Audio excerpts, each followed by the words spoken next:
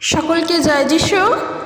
সবাইকে স্বাগত এবং ধন্যবাদ জানিয়ে প্রভুর বাক্য নিয়ে চলে আসলাম আরও একটি দিনে। এই সময় এই মুহূর্তে আমরা সুন্দরভাবে আছি, তাই জন্য ঈশ্বরকে ধন্যবাদ। প্রচণ্ড গরমের মধ্যে থেকে আজকের আমরা যে এখনও পর্যন্ত সুস্থভাবে আছি, সেই কারণে আমরা অবশ্যই প্রভুকে ধন্যবাদ দিই। এইভাবে যেন সারাটা সময় বা প্রত্যেকটা মুহূর্ত হাজার কষ্ট হোক আমাদের, আমরা যেন ঈশ্বরের গৌরব করতে পারি। কারণ একজন খ্রিস্টীয় বিশ্বাসী হয়ে আমাদের সর্বপ্রথম যেটা কর্তব্য দাঁড়ায় তা হলো ঈশ্বরের গৌরব করা, তার প্রশংসা করা। সেটা যেভাবেই হোক মানে যত কষ্টই হোক, যত সমস্যাই আসুক, প্রভুর গৌরব করা থেকে আমরা যেন কখনো বিরত না থাকি। কারণ সৃষ্টিকর্তা তিনি সৃষ্টি করেছেন, আর তার এই সুন্দর সৃষ্টির জন্য আজকের আমরা সুন্দরভাবে যে জীবনে বেঁচে আছি, সবথেকে বড় বিষয় আমাদের এই জীবনকে যে আমরা তার জন্যই পেয়েছি, তাহলে আমরা তাকে গৌরব করব না তো আর কাকে গৌরব করব?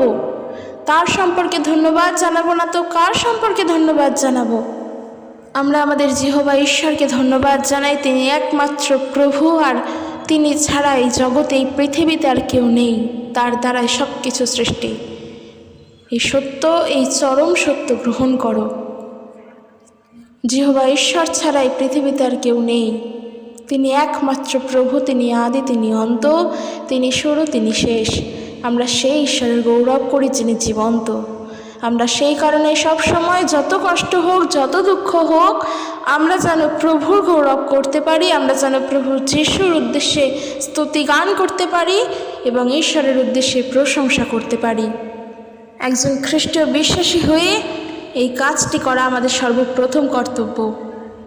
যদি আমরা মথিলিখিত সুসমাচার তার 5 অধ্যায় 14 পদ থেকে দেখি, সেখানে আমরা দেখব প্রভু যিশু তিনি কি বলছেন। তিনি বলছেন যে তোমরা জগতের দীপ্তি, পর্বতের উপরে স্থিত নগর গুপ্ত থাকিতে পারে না, আর লোকে প্রদীপ জ্বালিয়া কাঠার নিচেও রাখে না, কিন্তু দীপাধারের উপরেই রাখে, তাহাতে তাহা গৃহস্থিত সকল লোককে আলো দেয়।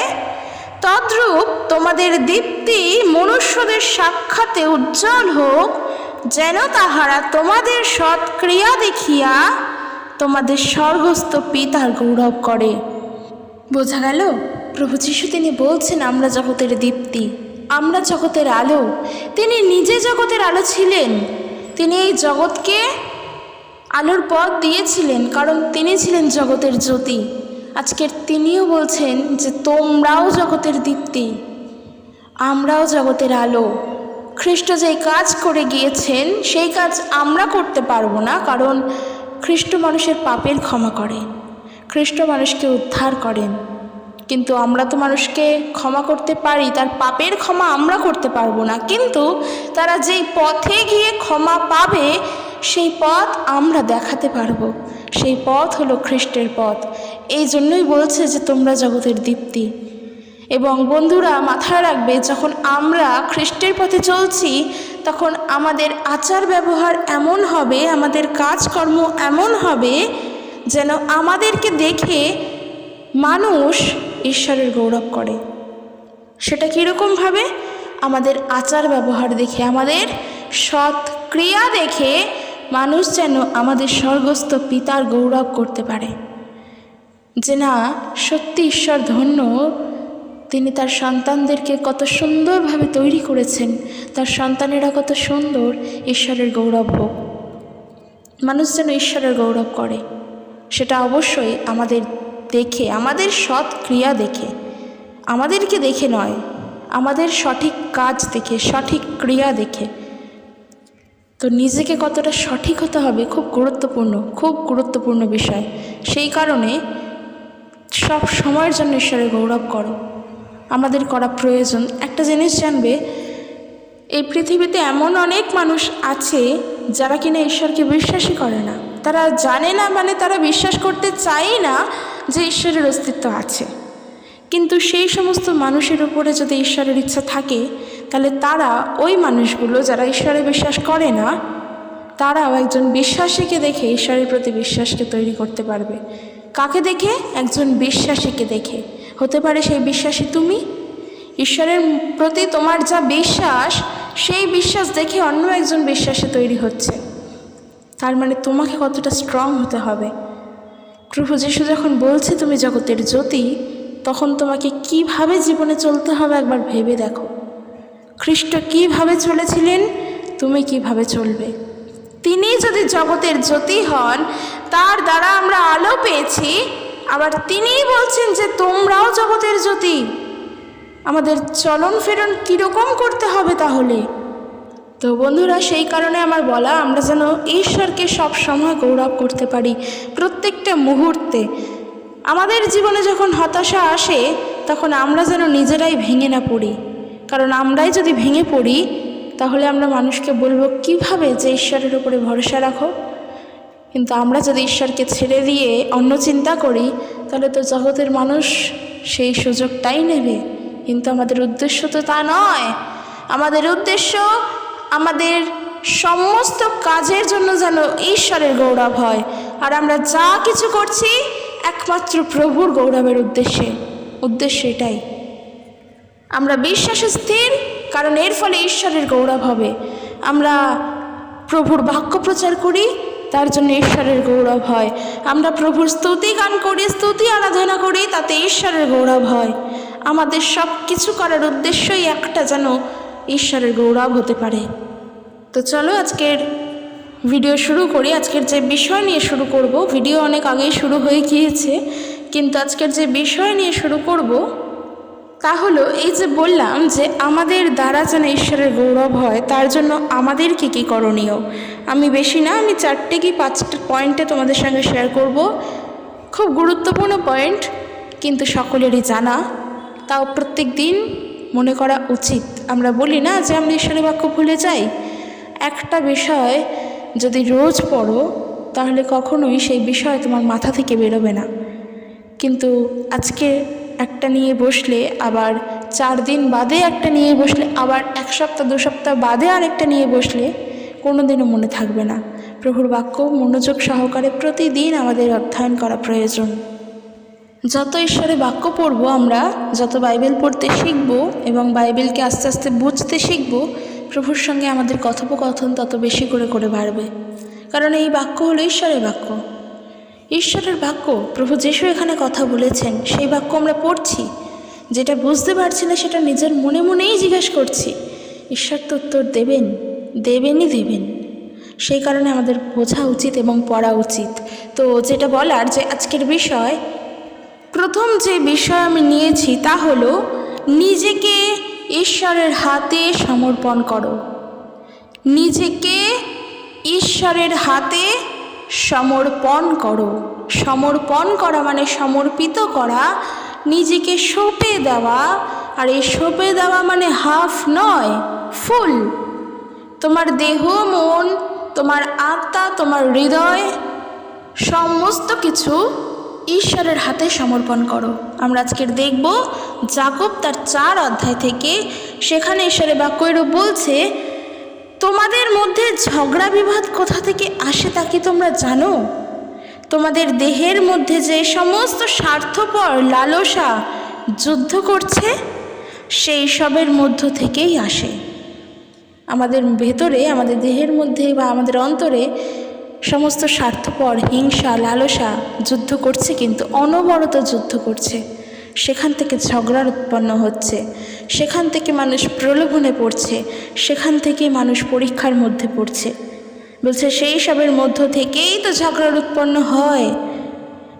2 পদে বলছে, তোমরা কিছু চাও কিন্তু তা পাও না, তখন খুন করো, না হলে অপরকে হিংসা করো। একদম তাই। আমরা তো আর খুন করতে যাই না, আমরা অপরকে হিংসে করি, কিন্তু তবুও তা পেতে পারো না। ঠিক তাই তোমরা ঝগড়া করো, মারামারি করো, তোমরা যা চাও তা পাও না। তার কারণ এখানে যা বলা হয়েছে, যে কারণ তোমরা ঈশ্বরের কাছে চাও না। এখান থেকেই বোঝো যে আমরা প্রভুর গৌরব করছি, প্রভুর জয়গান করছি, প্রভুর স্তুতি আরাধনা করছি, যেই সময়টুকুনি উপাসনা থাকছি, সেই সময়টুকু তারপরে খ্রিস্টীয় জীবন থেকে আমরা বেরিয়ে গিয়ে আমাদের সেই চাহিদা, সেই ঝগড়ার মধ্যে, সেই মারপিটের মধ্যে, সেই হিংসের মধ্যে হয়ে যাচ্ছে, তাহলে কি করে আশা করছো যে ঈশ্বর তোমাকে দেবেন? ঈশ্বর তো শান্তির ঈশ্বর, কোনো মন্দ জিনিস তার থেকে আসে না। আর এখানে 3 পদে যা বলছে যে অথবা চাইলেও তা পাও না, তার কারণ তোমাদের উদ্দেশ্য অসৎ। তোমরা কেবল নিজেদের ভোগবিলাসে ব্যবহারের জন্য জিনিস চাও, সুতরাং তোমরা ঈশ্বরের প্রতি বিশ্বস্ত নও। দেখবে অনেক মানুষ আছে, জগতের অনেক মানুষ আছে যারা ঈশ্বরকে তো বিশ্বাস করেই না, আর ঈশ্বরকে বিশ্বাস করে না বলে তারা বিভিন্নভাবে ঝগড়া মারপিটের মধ্যে পড়ে যায়, তারা বিভিন্নভাবে মার দাঙ্গা করতে থাকে, হিংসা করতে থাকে, তাদের জীবনযাপন একেবারে অন্যরকম। কিন্তু আমরা তো তা নই, আমরা তো ঈশ্বর বিশ্বাস্য ব্যক্তি, বা আমরা ঈশ্বরের সন্তান, আমরা খ্রিস্টের পথে চলছি, আমাদের চাওয়া পাওয়া ঈশ্বরকে ঘিরেই, আমরা যা চাইছি ঈশ্বরের থেকেই, আর আমাদের সম্পূর্ণ বিশ্বাস তার ওপরেই। তাহলে কেন নিজেকে সম্পূর্ণভাবে ঈশ্বরের হাতে সমর্পণ করতে পারছি না? যদি নিজের মধ্যে কোনো মন্দতা থেকে থাকে তাহলে প্রার্থনা করো এবং বলো যে প্রভু, তুমি আমার হৃদয়কে পরীক্ষা করে দেখো যে সেখানে কোনো মন্দ আছে কি না। যদি মন্দ থাকে তাহলে তা যেন তোমার নামে দূর হয়, কারণ তুমি আমার জীবনে এসো, আমি নিজেকে তোমার হাতে সমর্পণ করলাম। প্রার্থনা করো এইভাবে। যদি ধীরে ধীরে এইভাবে প্রার্থনা করতে শেখো, তবে তো ঈশ্বরের সঙ্গে একাত্ম হবে, ঈশ্বরের সঙ্গে তোমার কথোপকথন হবে, নিজের মনের কথা খুলে প্রভুকে জানাতে পারবে। এরপর যা 4 পদে বলছে যে সুতরাং তোমরা ঈশ্বরের প্রতি বিশ্বস্ত নও, তোমাদের জানা উচিত যে জাগতিক বস্তুগুলোকে ভালোবাসার অর্থ হলো ঈশ্বরকে ঘৃণা করা। তাই যে কেউ জগতের বন্ধু হতে চায় সে ঈশ্বরের শত্রু হয়ে ওঠে। জগৎ যা ভালোবাসে ঈশ্বর তা ভালোবাসেন না। আর আজকের আমরা যদি বলি আমরা খ্রিস্টতে চলছি, খ্রিস্টীয় জীবন লিড করছি, তাহলে তো আমাদেরকে জগৎ থেকে সরতেই হবে, জগতের চিন্তা ভাবনা থেকে সরতে হবে, জগতের শিক্ষা থেকে সরতে হবে, নিজেকে জগতের হাতে নয় ঈশ্বরের হাতে সমর্পণ করতে হবে। মানুষের কাছে যত ধন, যত অর্থ, যত সম্পদ, যত টাকা পয়সা, এই সব কিছু থাকে, গয়নাগাটি যা বলো সব কিছু জগতের। যদি এই জিনিসগুলোর প্রতি মায়া করে করে এই জিনিসগুলোকে আঁকড়ে ধরে বাঁচতে যাও আর বলো আমি ঈশ্বরকে ভালোবাসি, তাহলে বলবো তুমি কোনো না কোনোভাবে ঈশ্বরের শত্রু হয়ে উঠছো। কারণ তোমার ভালোবাসা ঈশ্বরের প্রতি নয়, তোমার ভালোবাসা ওই জগতের জিনিসের প্রতি। মানুষ বড় বড় চাকরি করে, বড় বড় টাকা ইনকাম করে, তারা বলে তারা অনেক সুখে আছে, কারণ তারা নিজেদের জীবনে দাঁড়িয়ে গিয়েছে, তারা চাকরি করছে, তারা ভালো ইনকাম করছে। কিন্তু সত্যি কি তারা ঈশ্বরকে বিশ্বাস করছে? তাদের জীবনে ঈশ্বরের স্থান কতটা তারা একবার দেখো। আর একজন গরিব মানুষ যার কিছুই নেই, তার জীবনে ঈশ্বরের স্থান কতটা একবার দেখো, কম্পেয়ার করো, পেয়ে যাবে। যে অর্থ ভালোবাসে, যে নিজের জীবন ভালোবাসে, যে নিজের ভবিষ্যৎ ভালোবাসে, সে তার পিছনে ছোটে। কিন্তু যে ঈশ্বরকে প্রাধান্য দেয়, সে জানে নিজেকে ঈশ্বরের হাতে সমর্পণ করতে হয়। আর এটা একজন মানুষের জন্য সবথেকে বড় দরকার, কারণ আমরা নিজেরা কিছুই করতে পারি না, এই জীবন আমাদের হাতে নেই। তাই জন্য যতদিন জীবন আছে ততদিন তা উপভোগ করো, কিন্তু তা ঈশ্বরের হাতে রেখে। প্রভুর কাছে প্রার্থনা করে বলো যে তুমি যেভাবে আমাকে চালনা করতে চাও তুমি আমাকে সেভাবে চালনা করো, কারণ আমি নিজেকে তোমার হাতে সমর্পণ করেছি। তো বন্ধুরা, যেটা বিষয় ছিল যে যদি নিজেকে বলি যে আমি জগতের জ্যোতি, তাহলে আমাদের তো সেই রকমই হয়ে উঠতে হবে। অর্থ, টাকা পয়সা, এই জগৎ থেকে নিজেকে সরাতে হবে। হ্যাঁ, তার মানে এমন নয় যে আমরা ইনকাম করব না, তাহলে আমরা বাঁচব কী করে? যতটা দরকার তাকে ভালোবেসে ফেলো না, প্রাধান্যটা ঈশ্বরকে দাও, ভালোবাসাটা ঈশ্বরকে দাও। তোমার জীবনে সর্বপ্রথম ঈশ্বরকে রাখো, সেটা তোমার সমস্ত কাজের ক্ষেত্রে হোক, তোমার ভবিষ্যতের জন্য হোক, তোমার বিয়ে শাদীর জন্য হোক, তোমার নিজের জীবনের জন্য হোক, তোমার বর্তমান জীবনের জন্য হোক, যাই হোক না কেন, তোমার জীবনে সর্বপ্রথম তিনি হলেন ঈশ্বর। তিনি যা ডিসিশন নেন তোমার জীবনে তাই হবে, তার বাইরে একটা কাজও হবে না। এইভাবে নিজেকে ঈশ্বরের হাতে সমর্পণ করো যে আমাকে চালনার দায়িত্ব করার জন্য একজন আছেন, তিনি হলেন ঈশ্বর, আমার প্রভু, আর কেউ নয়। ঈশ্বরের কাছে নিজেকে সমর্পণ করো, না হলে জগতের জ্যোতি তুমি কি করে হয়ে উঠবে? তোমাকে দেখে আরেকজন শিখবে কি করে যে ঈশ্বরের উপরে সমস্তভাবে ভরসা করা যায়, ঈশ্বরের উপর নিজেকে রাখা যায়? কি করে শিখবে সে? আর কি করেই বা সে ঈশ্বরের নামের গৌরব করবে যদি নিজে না ঠিক হই? এর পরের যে বিষয় দেখব হিতোপদেশ তার 3 অধ্যায় 5 পদ থেকে, তা হলো প্রভুর ওপরে বিশ্বাস রাখো, কারোর উপরে নয়, প্রভুর উপরে বিশ্বাস রাখো। তোমার সম্পূর্ণ বিশ্বাস, সম্পূর্ণ নির্ভরতা ঈশ্বরের উপরে রাখো, প্রভু যিশুর উপরে রাখো। দেখো আমি বলবো, এখানে ঈশ্বরের বাক্য বলছে ঈশ্বরকে পরিপূর্ণভাবে বিশ্বাস করো।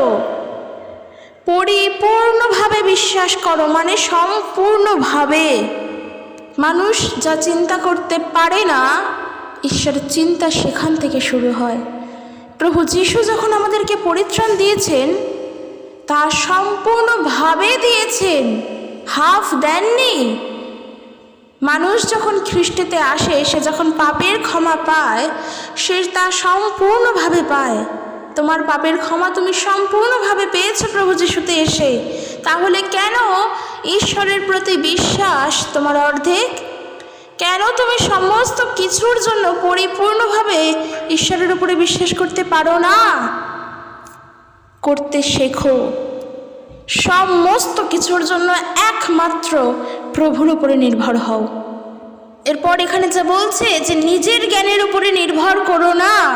তুমি যা কিছু করবে তাতে সর্বদা ঈশ্বরের ইচ্ছাকে স্মরণ করে করবে, তাহলে তিনি তোমাকে সাহায্য করবেন।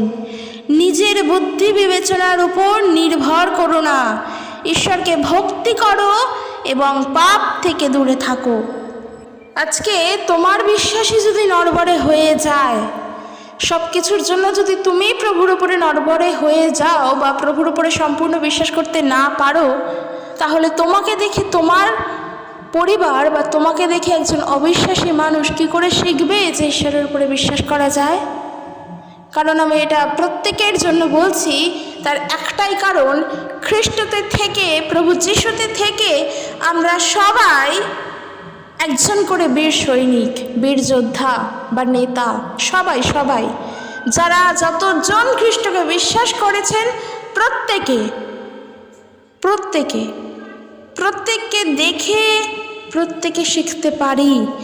আজকের তোমার জীবনে যদি ঈশ্বরের উপরে এতটা বিশ্বাস থাকে এবং আমি যদি একজন অবিশ্বাসী হই কিংবা ঈশ্বরকে বিশ্বাস নাই করি, তাহলে হয়তো আজকের আমি তোমাকে দেখে ঈশ্বরের উপরে বিশ্বাস করতে শিখতে পারি, তোমাকে দেখে প্রভু যিশুকে জানতে পারি। হ্যাঁ, বিশ্বাস কখনো নিজের থেকে আসে না যে আমি তোমাকে দেখলাম বলেই শিখলাম, এমনটা নয়। ভালো লাগলো, ঈশ্বরকে ভালো লাগলো, অল্প অল্প বিশ্বাস হলো, সব কিছুর জন্য নয়, একেবারে সামান্য। এই সামান্যটুকু বিশ্বাস মানুষের নিজের হয়। এই একেবারে সামান্যটুকু বিশ্বাস আমার হলো, এবং যখন ধীরে ধীরে তোমাকে আমি আরও দেখছি, আরও জানছি, আরও শিখছি, তোমাকে দেখছি তুমি প্রার্থনা করছো, আস্তে আস্তে যদি আমিও নিজের মধ্যে এই চেষ্টাটা রাখি যে আমিও শিখব এবং যদি তা শুরু করি, ব্যাস ওই যে শুরুটা একটু হলেও আমি করলাম, তারপর তো ঈশ্বরের হাতে। তারপর ঈশ্বর কিভাবে তোমাকে তৈরি করবেন সেটা ঈশ্বর জানেন। কিন্তু নিজেকে যদি জগতের জ্যোতি বলো, তাহলে তো তোমার আলো প্রকাশ করতে হবে, মানুষকে তো দেখাতে হবে, তাদেরকে তো বলতে হবে। আর এখন যা পড়লাম যে প্রভুর ওপরে বিশ্বাস রাখো, নিজের জ্ঞানের ওপরে না। মানুষ সমস্ত কিছু নিজের ডিসিশন নিজে নিতে পারে না। মানুষের হাতে সব ক্ষমতা থাকলেও সব কিছু মানুষের একার দ্বারা হয় না। তোমার নিজের ওপরে যতটা না তোমার বিশ্বাস থাকবে, তার থেকে বেশি, তার থেকে দ্বিগুণ, তার থেকে 3 গুণ বিশ্বাস তুমি ঈশ্বরের উপর রাখো। দেখো না তোমার জীবনে তিনি কি করেন, তোমার জীবনের জন্য তার কী ইচ্ছা। তাই বিশ্বাসটাকে সম্পূর্ণভাবে মানে পরিপূর্ণভাবে, এই একটুকুনিও জায়গা কোনো ফাঁক থাকবে না যেখান থেকে সন্দেহ তোমার মধ্যে আসবে, একটুকুনিও না। গত ভিডিওতেই আমি এই বিষয় বলেছি। তাই ঈশ্বরের উপরে যখন বিশ্বাস করছো, সম্পূর্ণভাবে বিশ্বাস করো যে আমি জানি না আমার জীবনের জন্য কী হবে, এটা আমি জানি আমার জীবনকে আমি ঈশ্বরের হাতে রেখেছি, বাকিটা ঈশ্বর করবেন। এই যে ভাবনাটা বা বলছো, এটা যেন সম্পূর্ণভাবে থাকে। তুমি সবার সামনে বলছো যে ঈশ্বর আমার জন্য চিন্তা করছেন, অথচ যখন নিজে একা ঘরে থাকছো তখন তুমি ভাবছো যে কিভাবে আমার কাজ সম্পূর্ণ হবে, ঈশ্বর কি আদৌ আমার জীবনে কোনো কাজ করবেন। এই সমস্ত ভাবনা আসছে, তার মানেই সন্দেহ আসছে। যখন একটু হলেও কথা তুমি ভাবছো প্রভুর বিপরীতে, সন্দেহ তোমার জীবনে আসছে। তাই সম্পূর্ণভাবে ঈশ্বরের উপরে বিশ্বাস করো, সম্পূর্ণভাবে তাকে তোমার জীবনে কাজ করতে দাও যেটা তিনি চান। এরপর 3 নম্বর যে বিষয়, তা হলো তোমাদের জীবনের পরিকল্পনাগুলি ঈশ্বরের হাতে দাও। আমাদের জীবনের যা যা পরিকল্পনা, সমস্ত কিছু পরিকল্পনা মানেই কিন্তু আগামী দিনেরটা বোঝায়। পরিকল্পনা মানে অতীত বোঝায় না, কারণ অতীত পরিকল্পনা আমরা করতে পারি না, আমরা ভবিষ্যৎ পরিকল্পনাই করতে পারি। এক কথায় পরিকল্পনা বলতে ভবিষ্যৎটাই বোঝায়। বলছে সেই ভবিষ্যৎ ঈশ্বরের হাতে দাও। যেমনটা বললাম যে যা যা বলো, তোমার পড়াশোনা বলো, তোমার বিয়ে শাদী বলো, তোমার জীবন বলো, যা খুশি বলো, তোমার চাকরি, তোমার ব্যবসা বাণিজ্য, তোমার ভবিষ্যতে যা যা আছে সমস্ত কিছু ঈশ্বরের হাতে সমর্পণ করো। আমরা কি করি, নিজের ভবিষ্যৎ দেখার জন্য বিভিন্ন জ্যোতিষীদের কাছে ছুটে যাই, সেখানে গিয়ে হাত দেখায়, তারা আমাদের ভবিষ্যতের বিষয়ে জানিয়ে দেয়। যদি আমরা এই করি তাহলে আমরা কি ঈশ্বরের নিকটবর্তী হলাম? আমরা কি ঈশ্বরের বশীভূত হতে পারলাম? তাহলে কি আমরা নিজেদের বিশ্বাস সম্পূর্ণভাবে ঈশ্বরের ওপরে ধরে রাখতে পারলাম? কখনোর জন্য নয়, কোনো সময়েরই জন্য নয়। কারণ নিজের ভবিষ্যৎ জানার জন্য একটা উদ্গ্রীবতা রয়ে গেল, আর সেই কারণে আমরা জগতের বশীভূত হয়ে গেলাম, জগতের দ্বারা চালিত হলাম, পরীক্ষার মধ্যে পড়ে গেলাম। কিন্তু না, আমাদের সম্পূর্ণ বিশ্বাস ঈশ্বরের উপরে। আমার ভবিষ্যৎ কি আমি তা জানি না, আমার কখন মৃত্যু হবে তাও আমি জানি না, সেও আমার ঈশ্বর জানেন।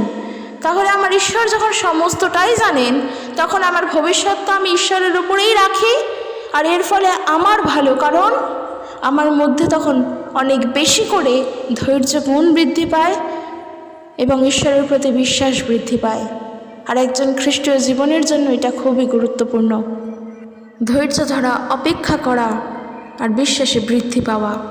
কারণ খ্রিস্টীয় জীবন শুধুমাত্র রবিবারের জন্য নয়, জীবন শুধু রবিবারের জন্য নয়, জীবন প্রত্যেকটা দিনের জন্য, 365 দিনের জন্য, 365 দিনেরই জন্য তোমার খ্রিস্টীয় জীবন। আর এই খ্রিস্টীয় জীবনকে বৃদ্ধি করো। তোমার নিজের জীবনের পরিকল্পনা যা তুমি ভাবতেও পারো না, তা ঈশ্বরের উপরে রাখো। প্রার্থনা করো যে প্রভু, আমি জানি না আমার জীবন কি হবে, আমি জানি না আমি ডান দিকে যাব না বাঁ দিকে যাব, আমি জানি না আমি কোন পথে চালিত হব, কোন দিকে যাব, কিন্তু তোমার কাছে প্রার্থনা করি, আমি তোমাকে বিশ্বাস করি, আর আমি জানি তুমি আমাকে যেই পথে নিয়ে যাবে সেটা সত্যের পথ, সেই পথেই আমি যাব। কারণ নিজেকে আমি তোমার হাতে সমর্পণ করছি, নিজেকে আমি তোমার উপরে রাখলাম। এই যে প্রার্থনা করা, এই যে বিশ্বাস, ঈশ্বরের প্রতি অন্ধবিশ্বাস, এটাই চোখ বন্ধ করে বিশ্বাস। কারণ আমি প্রার্থনা করে বললাম যে প্রভু, তুমি যেদিকে নিয়ে যাবে সেটা হবে সত্যের পথ, আমি সেই পথে যাব। এই বিশ্বাস হলো চোখ বন্ধ করা বা চোখ বন্ধ করে অন্ধবিশ্বাস, যা আমরা ঈশ্বরকে করতে পারি, মানুষকে না। কারণ মানুষের মন খুব কৌশলপূর্ণ, ঈশ্বর মানুষের মনকে জানেন। কে কখন কি বিষয় কার সম্পর্কে চিন্তা করছেন, এটা ঈশ্বর ছাড়া আর কেউ জানেন না। তাই তোমার সমস্ত পরিকল্পনার ভার একমাত্র ঈশ্বরের উপর রাখো। তুমি ঈশ্বরের সন্তান, তুমি তার পথে চলছো। আর জগতের মানুষ যদি তোমার বিরুদ্ধে কোনো পরিকল্পনা করে, ঈশ্বর তা টের পান, ঈশ্বর তোমাকে তখন রক্ষা করেন। সত্যি এই ঘটনা আমি সাক্ষ্য হিসেবেও শুনেছি, একবার তোমাদের সঙ্গে শেয়ারও করেছিলাম।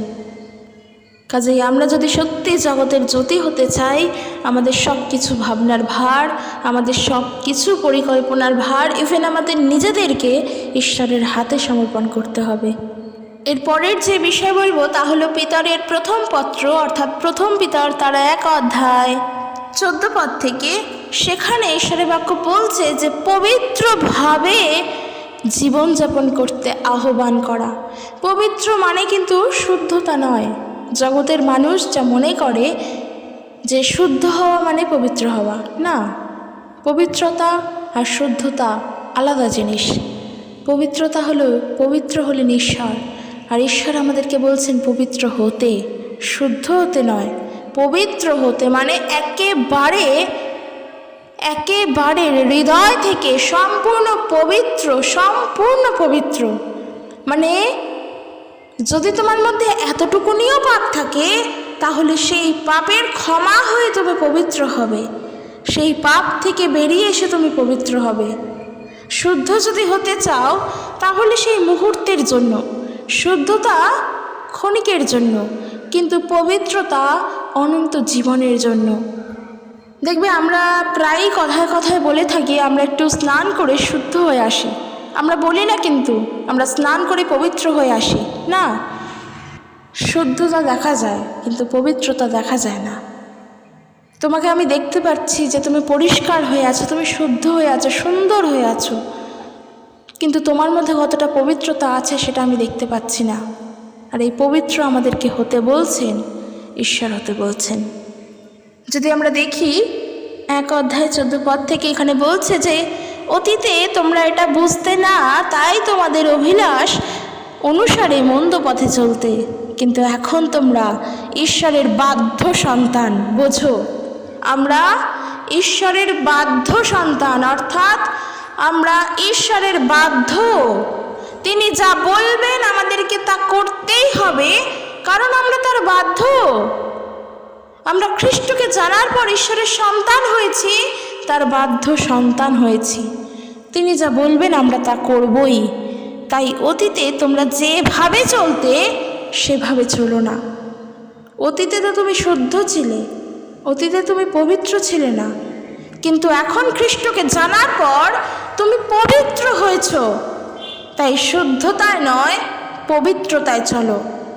15 পদে বলছে যে কিন্তু যে ঈশ্বর তোমাদের আহ্বান করেছেন সেই ঈশ্বর যেমন পবিত্র, তেমনি তোমরাও তোমাদের সকল কাজে পবিত্র থাকো। শাস্ত্রে লেখা আছে, আমি পবিত্র বলে তোমরাও পবিত্র হও। ঈশ্বর কি শুদ্ধ? না, তিনি পবিত্র। শুদ্ধতার থেকে পবিত্রতা অনেক উচ্চ লেভেলে, অনেক। ঈশ্বর পবিত্র, আর তিনি বলছেন যে যেমন আমি পবিত্র তেমনি তোমরাও পবিত্র হও। প্রভু যীশু বলছেন আমি জগতের জ্যোতি, তিনি এও বলছেন যে তোমরাও জগতের দীপ্তি। প্রভু যীশুর মধ্যে যে ভাব ছিল সেই ভাব যেন আমাদের মধ্যেও হয়। খ্রিস্ট যীশুকে জানার পর খ্রিস্টই আমাদেরকে ঈশ্বরের সন্তান হবার অধিকার দিলেন। ম্যাচ করতে পারছো এই বিষয়গুলো? আমরা ঈশ্বরের সঙ্গে কতটা কানেক্টেড হয়ে রয়েছি খ্রিস্টের দ্বারা। খ্রিস্ট আমাদেরকে ঈশ্বরের সঙ্গে যোগাযোগ, সেই যোগাযোগ পথ দেখিয়ে দিয়েছেন, যেটা আমরা আগেও ছিলাম, কিন্তু আমাদেরই কারণের জন্য আমরা বিচ্ছিন্ন হয়ে গিয়েছিলাম। প্রভু যীশুকে জানার পর ঈশ্বরের সঙ্গে আবারও আমরা যুক্ত হয়েছি। তাই জন্য পবিত্রতা যেমন ঈশ্বর পবিত্র, নিজেকে শুদ্ধ নয় পবিত্র করে তোলো। 18 পদে বলছে তোমরা তো জানো যে অতীতে তোমরা যেমনভাবে জীবনযাপন করতে উচ্ছৃঙ্খলভাবে, যা তোমরা তোমাদের পূর্বপুরুষদের কাছ থেকে পেয়েছিলে, কিন্তু এখন সেই রকম জীবনযাপন করা থেকে তোমরা মুক্তি পেয়েছ। সত্যি তাই। তাহলে যদি বলি খ্রিস্টতে এসে আমাদেরকে পরিবর্তিত জীবন আমরা পেয়েছি, অর্থাৎ আমরা আগে যেমন ছিলাম, প্রভু যীশু খ্রিস্টতে এসে সেই জায়গাকে আমাদের ত্যাগ করতে হবেই হবে। কারণ খ্রিস্টতে এসে কেউ তার পুরাতন স্বভাবে বা পুরাতন জীবনের মতন চলতে পারে না। খ্রিস্ট যিশুতে সে নূতন। প্রভু যিশুকে তুমি যখন থেকে জেনেছ তুমি নতুন হয়েছ। কাজেই তোমার সমস্ত কিছু, তোমার ধ্যান ধারণা চিন্তা ভাবনা সব কিছু পরিবর্তন হয়েছে। তাই বন্ধুরা, অবশ্যই মাথায় রাখা দরকার যে যতদিন আমরা খ্রিস্টকে জানিনি আমরা পবিত্র ছিলাম না, আর এখন যখন প্রভু যিশুকে জেনেছি, ঈশ্বরকে জেনেছি, সব থেকে বড় কথা খ্রিস্টের মাধ্যমে ঈশ্বরকে জেনেছি, পবিত্র আমাদেরকে হতেই হবে। এই আমাদের বড় সুযোগ।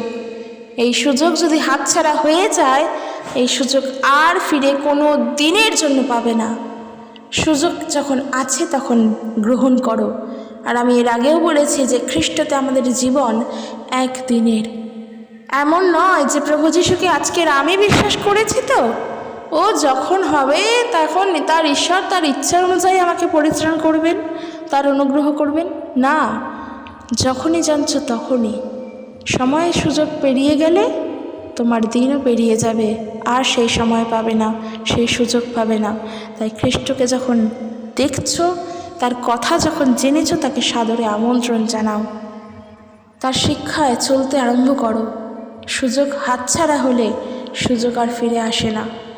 আর এই যে আমরা এত কিছু বললাম, এত কিছু জানলাম, এগুলো আমাদের কিছুই সম্ভব হতো না যদি না প্রভু যিশু তিনি আমাদেরকে মনোনীত করতেন। আমরা দেখব যোহন লিখিত সুসমাচার তার 15 অধ্যায় 16 পদ থেকে।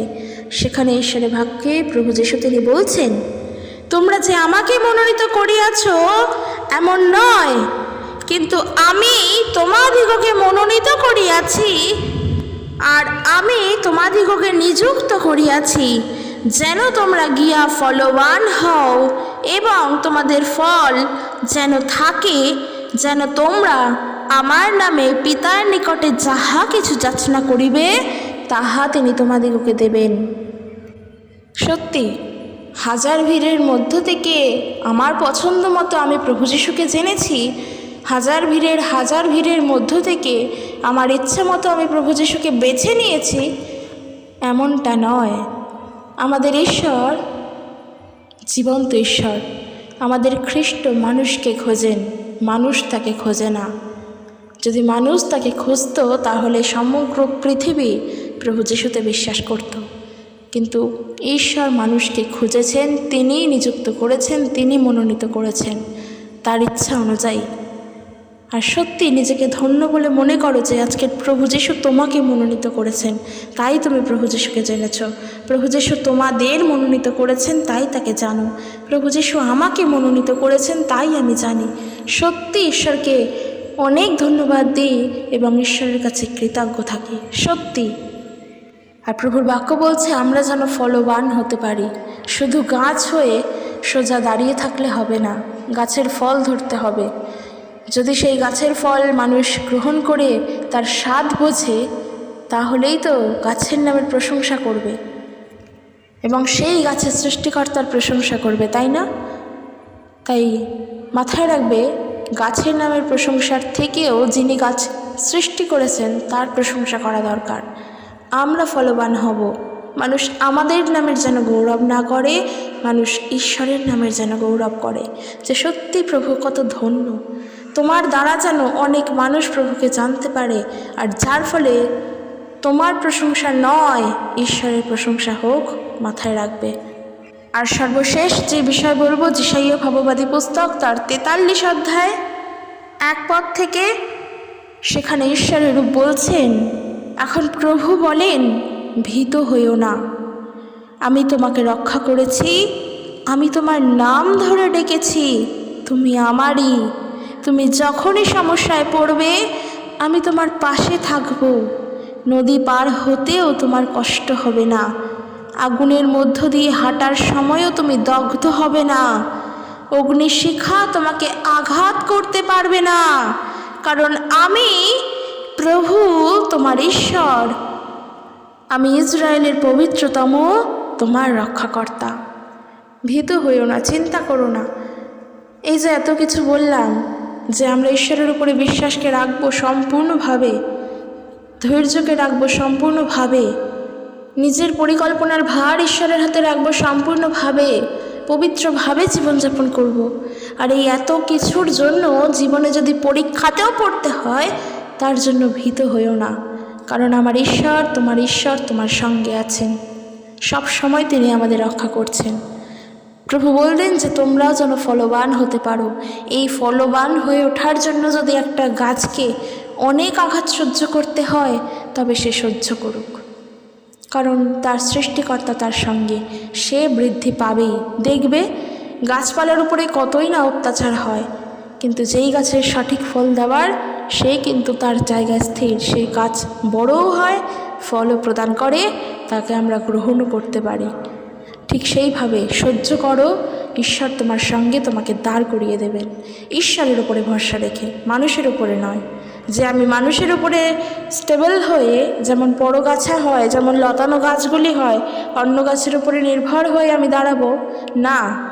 উদাহরণস্বরূপ একটা আম গাছ, একটা জাম গাছ, একটা বট গাছ, একটা অশ্বত্থ গাছ যেভাবে দাঁড়িয়ে থাকে, সেইভাবে দাঁড়াবো, কারণ আমার ঈশ্বর আমাকে দাঁড় করাবেন। আমার ঈশ্বর আমার সঙ্গে। প্রভু ঈশ্বর বলছেন, ভীত হইও না, আমি তোমার নাম ধরে রেখেছি, তুমি আমারই। প্রভু বলছেন যে তুমি আমারই, আমরা প্রভুরই। প্রার্থনা করবে যেন সব সময় প্রভুর সঙ্গে এইভাবেই থাকতে পারি। তো চলো, আজকের ভিডিওটি কেমন লাগলো জানিও। দেখাবে নেক্সট একটি ভিডিও। সুস্থভাবে থাকো, ঈশ্বরের প্রেম শান্তি প্রত্যেকের সঙ্গে বর্তুক। জয় যিশু, প্রেজ দ্য লর্ড।